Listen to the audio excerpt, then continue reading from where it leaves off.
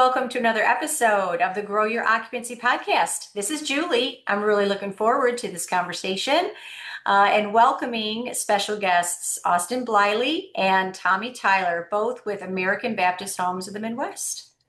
Hey, guys. Thank you, Julie. Hello. Hi, All Julie. right. I'm so glad. It took me a while to get the two of you on together. You're both busy. Austin, you are Chief Operating Officer. Tommy, you're the Director of Marketing. Tell us a little bit about American Baptist Homes in the Midwest. Well, we have a long history of in the senior care industry. Actually started in 1930 by some Baptist ministers in southern Minnesota, of all places. They started a home for retired Baptist ministers to come and live, and they saw a need for that. They saw an expanding need for senior homes and began to grow and buy other locations and open up other communities.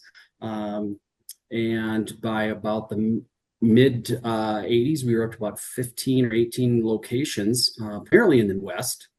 And then through attrition and selling off some of the locations, we're at about 7 locations today throughout the Midwest, southern Minnesota, Iowa, Sioux Falls, South Dakota, just outside of Milwaukee, 2 in Denver, and 1 in Omaha, Nebraska. And we have a variety of levels of care from a full continuum, independent living, assisted living, memory care and rehabilitation, to just standalone, health centers. We also have a division called Crest Services, which is helps homes for developmentally disabled and brain injuries. And at some of our independent living communities, we also have a home care division. So we're bringing our experience out into the neighborhoods around us. Mhm. Wow.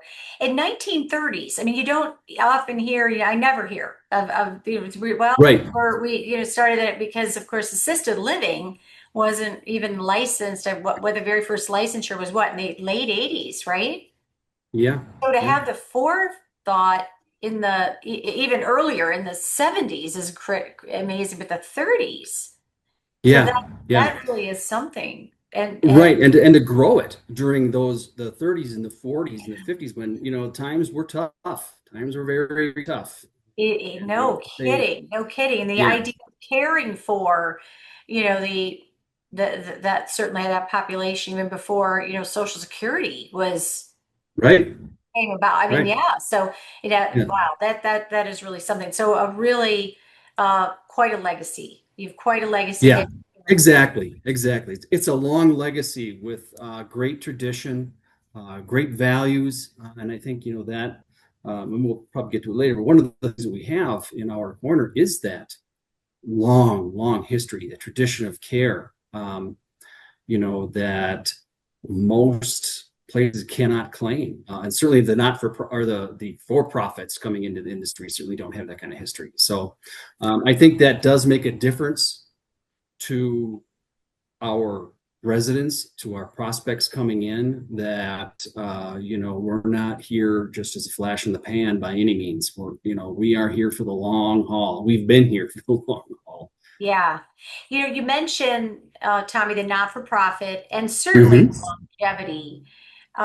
Austin, from your perspective, how much impact do both have, being a not-for-profit, and then certainly I would think the longevity and the reputation would, but I don't want to make any assumptions. But for the customer coming in, the prospect who reaches out, what kind of impact do either or both of those things make?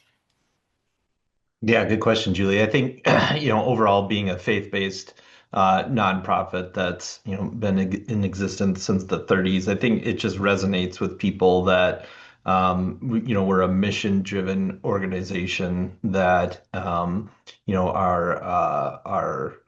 excess revenues or excess funds, get kept within the system and that, are applied to our buildings or go to our staff and that there isn't, an extra layer of kind of administration involved in the ownership of the properties. We have and report to a national board of volunteers that we come together every quarter and talk about our mission and our values and how they're living out in the communities. And one thing that makes us a little special and unique is each of our communities have a dedicated full-time chaplain or pastor, and so specific resources dedicated and allocated to ensuring that faith-based mission is lived out inside the communities, and lots of staff and lots of residents and lots of families take advantage of that resource, whether if it's through a midweek chapel session or a one-to-one session with a chaplain. There's a lot of value in certainly in our industry in having that position available for our communities, and we take a lot of pride in that. Tommy, anything to add there? And since you're on the marketing side, how important Yeah. is, Oh, yeah. I think it's very important. Healthcare and these types of services are getting more and more expensive. I think, 20 years ago, if you would have said, this is what it's going to cost in healthcare in 20 years, people would have said, you're crazy. There's Yeah. no way. Well, but yet here we are. Yeah. And so I think that as a not-for-profit faith-based organization, they recognize that we're not there. There is no payout to shareholders, and that extra layer. They can be rest assured that the dollars that we are generating are going back into the community. They're going back into staffing. They're going back into improving, the services we provide and the amenities. And there's a big difference. There's a big difference. And as Austin mentioned, we have that faith-based and we have a faith-based history and chaplains. And, by no means we're not, based on Baptist. We are open to any people of any spirituality, any faith. We want to support them in any way that we can. And so that is I think, a very inclusive message we want to put out there. How long have you been with the company, Tommy? 23 years. I started. Okay, so you're just kind of getting to know the ropes. Just and getting my feet everything. wet. Yep. Getting your feet wet. Okay. And Austin, what about you? 2.5 years. 2.5. Okay. ABHM. Yep.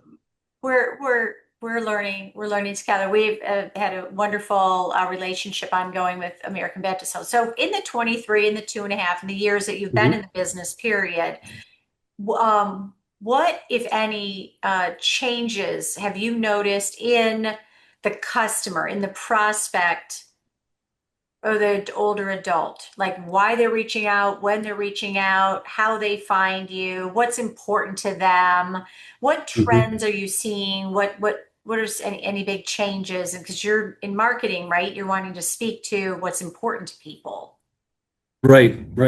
Well, of course, when I started, I was in a community in Minneapolis, working in one of the communities, and it was all just the basic, mass media outlets. I mean, we didn't have, the whole digital channel at all. Right. And so that has changed drastically. Of course, how we communicate, where your dollars are allocated, how those customers get a hold of you, how they find you. Used to be just the phone calls. And now you're getting the customers educated on, half of their decision is probably made before they even connect with you, or 3/4 of the decision is made. They've seen you online, they've looked at reviews, they've, kind of seen who lives there, they've seen what it looks like. So they have a lot of information that they didn't have before. That's a good point.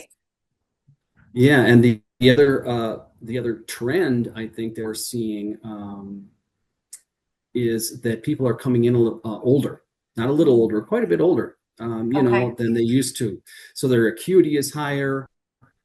Generally, their stays are a little shorter, and so we're having to adapt to that time frame. which is different than it was, boy, even 4 or 5 years ago. And then, COVID in the middle of all that Yeah. showed them that, like in memory care, showed them that yes, they can stay at home because during COVID you really couldn't go anywhere, so they had to Mm, deal with what they had, and so that kind of changed the mindset of I think the common person, and then of course the hospitals have changed how they mm. discharge people into skilled care and so forth. So those are some big trends that are still going on, still rippling through Yeah. uh, the industry. Right. It wasn't difficult enough.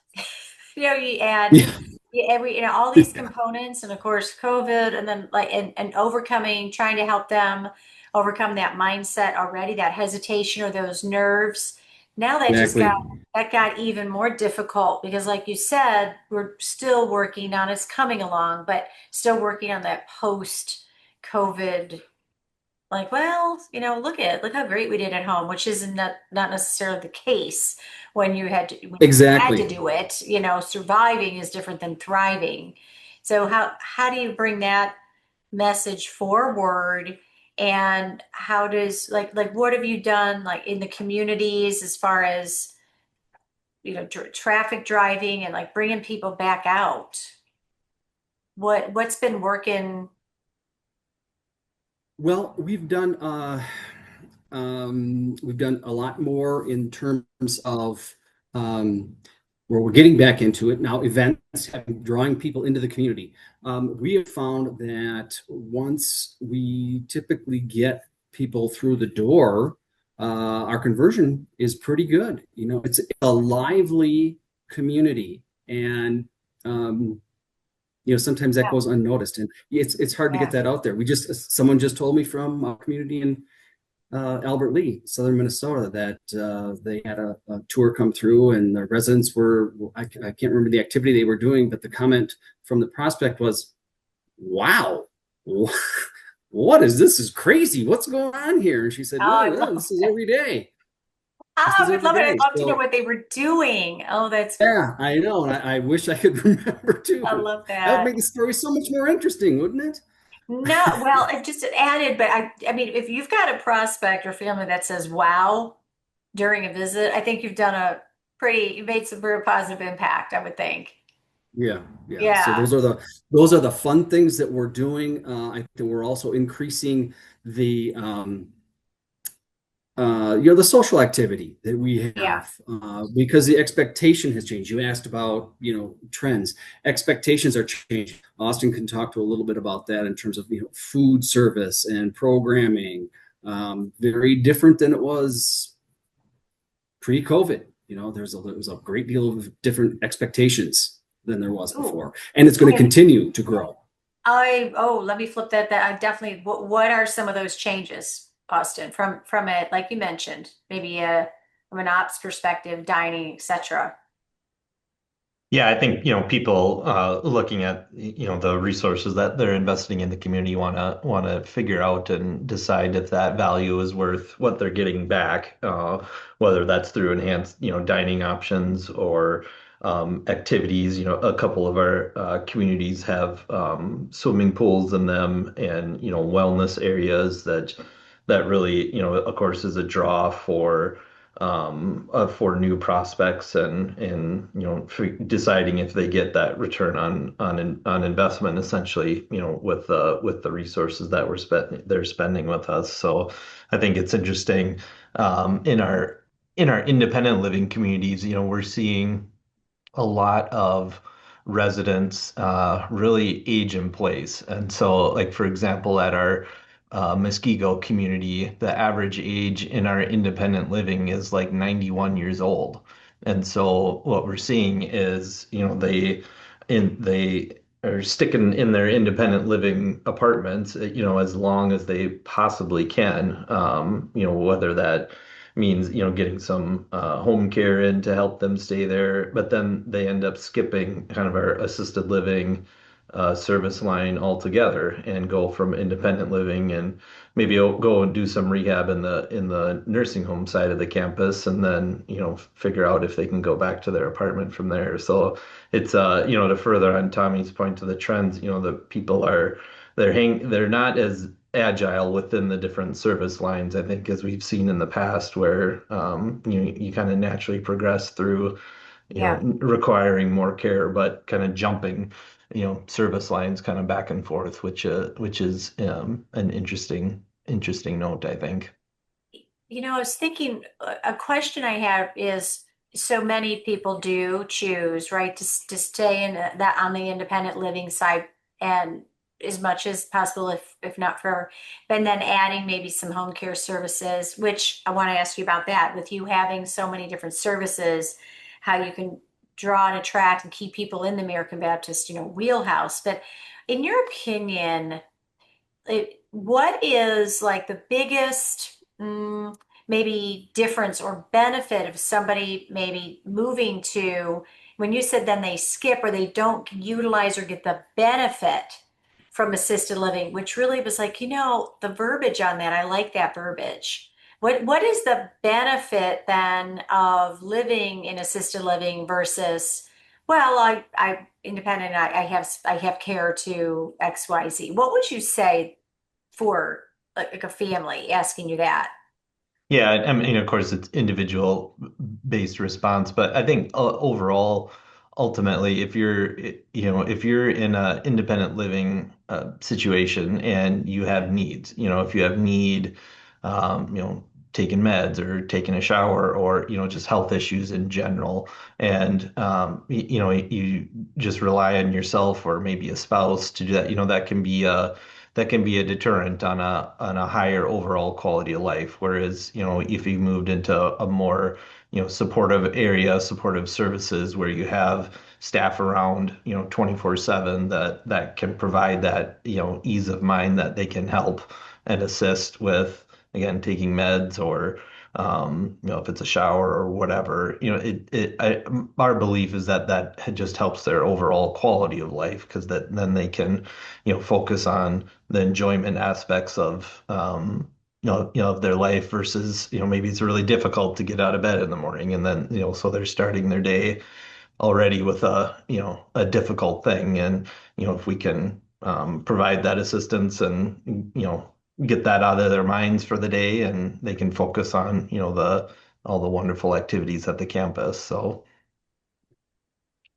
Yeah, because that can be a tough decision, right? For families to go from that independent to the assisted side, living, even though it's the same campus or similar, they know Yeah, the family. That's right. yeah, not unique to any, I mean, it's that's a universal challenge. The same with It's the that corporate that have assisted Midwestern, living. it's that Midwestern Western. stubbornness, right? Like they've all grown up on farms and, have been, independent and by themselves their whole lives, Interesting. right? And, Yeah. Right. nobody's going to help me. I've done this forever. And, right. Interesting. Yeah. Okay, so all of the Yeah. good. I'm a Midwest gal too. So I Yeah. start with. So is it like maybe the pride in a sense too? Like I've taken care of myself, or I've taken care. I've done it.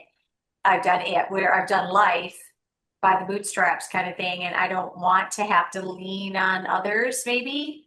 Yeah. That, Yeah. I don't think Mhm. anybody will ever tell you that, but their actions right. will Right. speak In that. that, Right. right? Yeah. Exactly. Yeah. Exactly. Yeah. Yep. And then you've got the whole other aspect of, you think you're doing it by yourself, but you have caregivers and they're supporting you and enabling. And then there's a caregiver burnout that can certainly take place. Right. Um, and so that when we talk to a lot of these folks, it's, then there's concern of the family.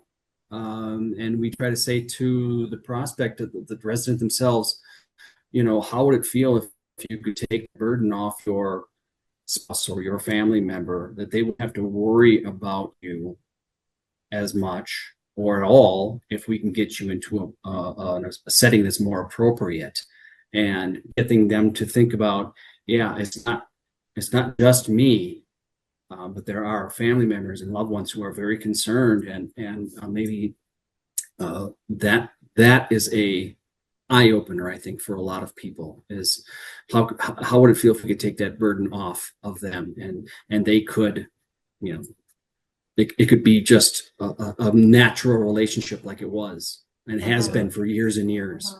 Yeah. Yeah, it's kind of funny. We talk about, moving within the service lines, but on the flip side of that, we're partnering with a company to help us kind of install and provide like it's almost like a motion detection type system in independent living and some of our home care clients' homes, where we can measure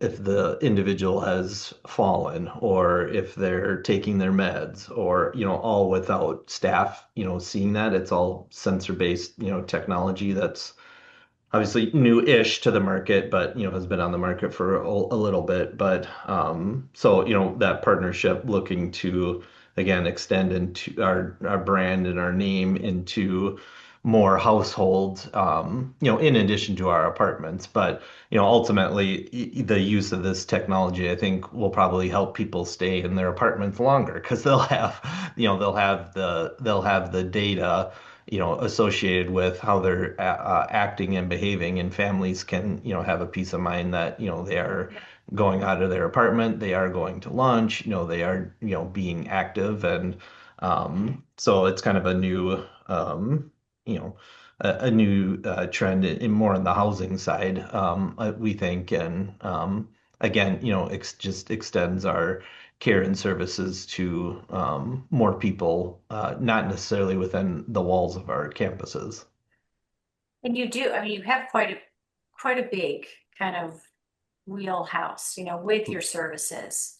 And you're Yes, meeting, not, there isn't one path, right, for anyone, for anybody. So to right. have to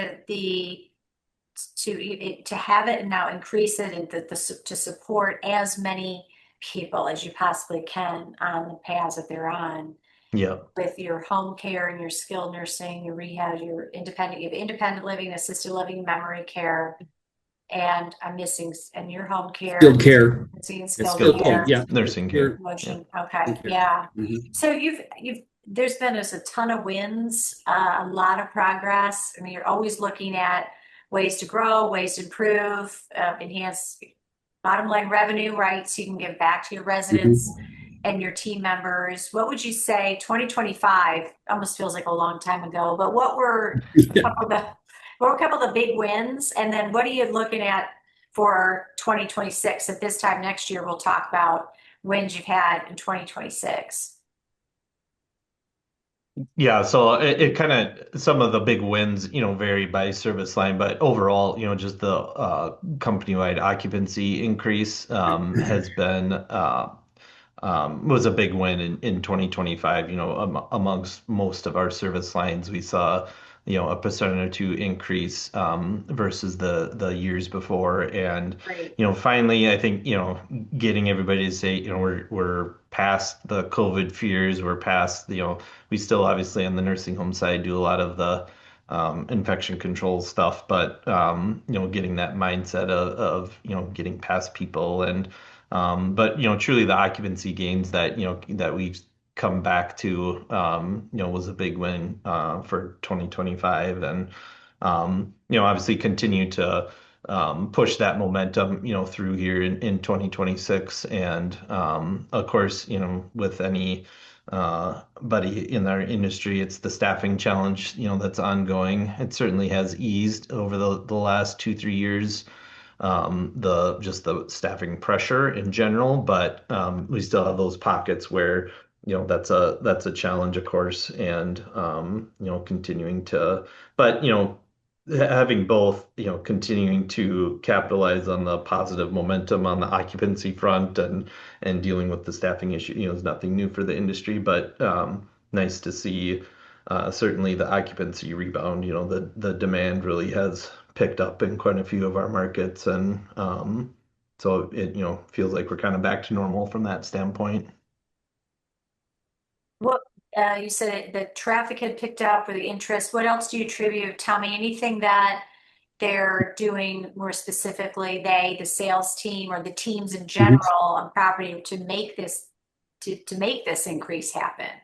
Yes, we did some very intentional training with an outside group to really begin a real sales coaching process versus waiting for them to come in and just kind of the what we used to call the Vanna White tour. Here's the pool, here's this, here's that.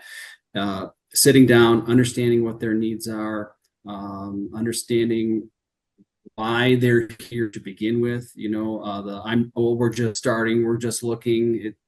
That's kind of we have to get by that, and that's what we've helped our team do. That's great. That's the beginning of a conversation, and getting into understanding what they're really looking for, because sometimes they may not even know. I mean, Yeah. this is they're in very unique situations, hearing terms and experiencing feelings they have never had in their lives. So we've got to be very conscious of that, and we have to help them kind of unroll those feelings and Yeah. understand what's really going on. And I think that with the team that we worked with, it was very helpful for us. Awesome. And what about 2026? Stay doing what is working, stay the course there. Any specific other benchmarks or metrics or goals that your initiatives for 2026 you're looking at tackling? Well, for in terms of marketing, we want to continue to mine that data that we have. We've got a new CRM system that we're about a year and a half, almost 2 years in, and really mining that data, which has been very, very helpful to us. And then I think that as we are getting all of our systems and processes in place, the digital side of things, I think the speed to lead is driving a lot of wins. And it's, we're being compared to the top players in the industry. We're being Amazon and Google, which is instantaneous virtually. Yeah. People want that quick response, and speed to lead is going to be one of the big factors. We can't wait like it used to be. Oh, I'll get back to you in 48 hours. That's Yeah. you've lost them by then. That's the truth. That is So true. those are things. That's one of the initiatives I want to push forward is we need to respond very, very quickly. Mm-hmm. Well, you're continue to invest in your in sales, marketing, which is the best place to put time, energies, and efforts, investment. Yes. It looks like it's paying off. There's some fantastic things going, and you're looking at always, okay, this is good, and now what? Which is what has kept you all not just in business but thriving for how many years? 19. My late father was born in 1930, so he would be 96. You would be 96. 96 this year. 96 Yeah, 96. years. So Yes. you all have a century Coming up on a party, century, yeah. centennial party coming up. Yeah, there is probably a handful in the country that have been around 100 years. No kidding. And this is on public broadcasting, so I won't beg for an invitation publicly, but I kind of just did. 2-year centennial party. Austin, Tommy, thank you both so much for joining me on the Grow Your Occupancy podcast and sharing the successes, the history of American Baptist Homes of the Midwest. You're working so diligently and kind of like quietly, but you're there, just you're making it happen. So I wanted to make sure that more people knew who you were, what you do, the impact that you make, and learn from your expertise. So thank you both again so much. And thank you all for listening to the Grow Your Occupancy podcast. Waiting to the very end, like, share, subscribe so other people can learn from experts like Austin and Tommy. And we'll talk to you next time. Thank you all so much. Thanks, Julie.